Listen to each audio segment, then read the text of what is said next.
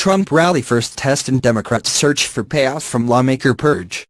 Alabama Senate candidate Roy Moore won't join Donald Trump at the president's Florida rally Friday night just 25 miles from the Yellowhammer State border. But the event will still give Democrats a first payoff from their purge of lawmakers targeted by sexual harassment allegations if Trump repeats his endorsement of the scandal rocked Moore.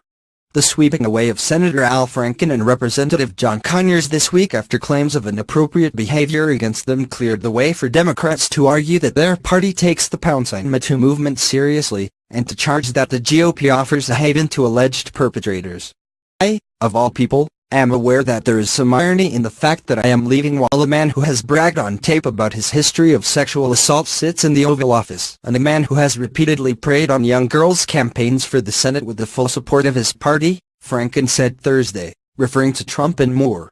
The Democrats' strategy will go into overdrive if Moore creates a massive political headache for GOP leaders in Washington by winning the special election on Tuesday, but Trump's rally gives it an early test run. Trump will hold one of his boisterous, colorful and unpredictable rallies in Pensacola, the waterfront city in the Florida Panhandle that shares a media market with Mobile, Alabama.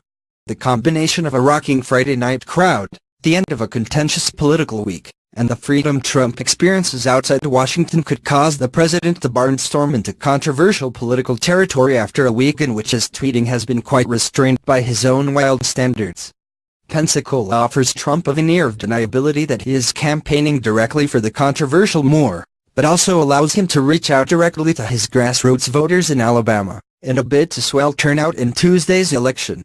Trump is wildly popular in the deep red state. He crushed his rivals in the 2016 GOP primary by more than 20% and beat Hillary Clinton by nearly 30 points there in the general election. So even if he is able to motivate a couple of thousand Republicans tempted to skip the election because of the allegations against Moore, he could make a difference in the former judge's tight race with Democrat Doug Jones. Trump caused uproar last week when he told reporters that the Republican candidate totally denies the allegations against him, even after GOP leaders in Washington effectively disowned their candidate and said that they believed his accusers. Trump went all in this week, arguing that he could not afford for the already narrow two-vote Republican majority in the Senate to be further whittled down.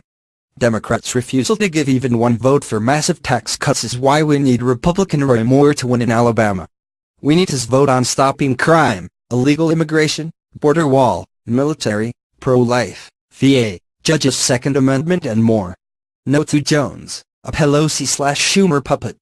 Trump tweeted on Monday, "Putting Pelosi/Schumer liberal puppet Jones into office in Alabama would hurt our great Republican agenda of low on taxes, tough on crime, strong on military and borders.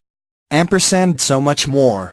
Moore has been accused of initiating sexual contact with a 14-year-old girl, sexually assaulting a 16-year-old and pursuing relationships with teenage girls, all while he was in his 30s.